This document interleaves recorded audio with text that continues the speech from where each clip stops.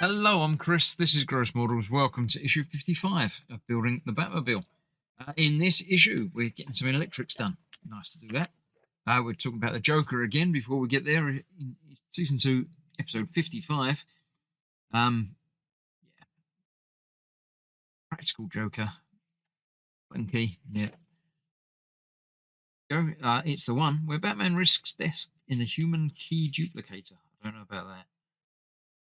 There we go. But Arkham, Batman 88, second half century, continuous publication. Impressive, he's been around for a long time. There we go. There's waste. So yes, this is what we've got. We've got our say circuit board. It's not so much really a circuit board. It's just like a jumper box. We've got the headlights and a jumper cable. So we're going to install the board in there and then plug some things into it in various different configurations, battery box and stuff. We can't test anything yet because we need what we got next time is the remote control for it. Whether that will work yet, I don't know. I'll try it and see, but we'll figure things out. So we've got a few things to plug in and one board to connect. So let's get that done. So what we have is it is a circuit board. It's got a couple of chips on it. So that's the board that we've got.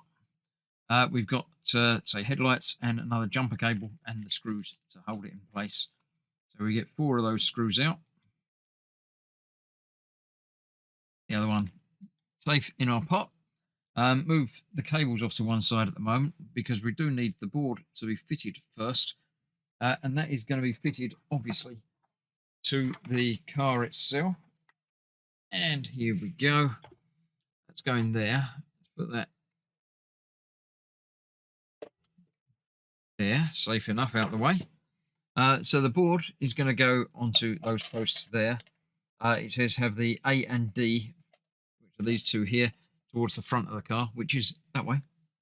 Did have my screws there somewhere. There we go. Get those 4 screws into the 4 corners. It's going onto a plastic board, so I don't need to worry about anything shorting out or anything, which is always nice.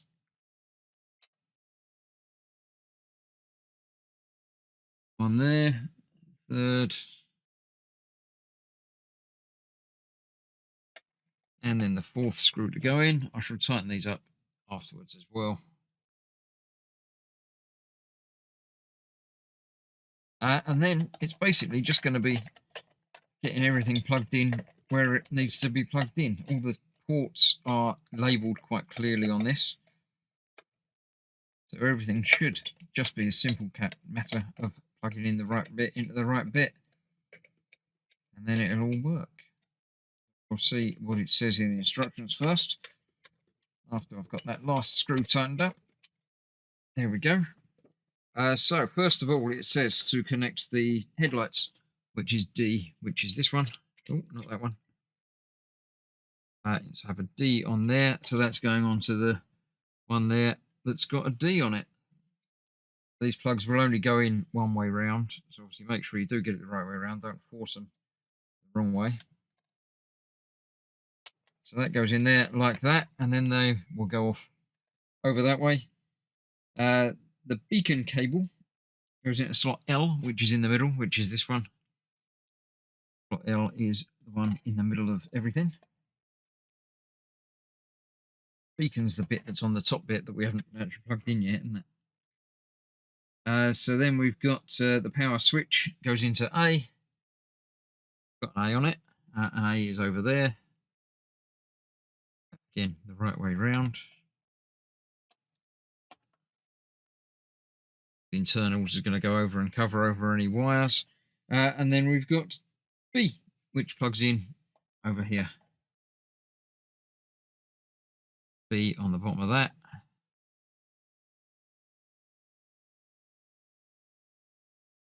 Goes in just there.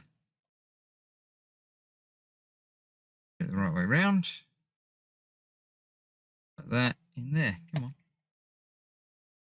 Where you want to. There you go. So that's that. We've got 4 things plugged in.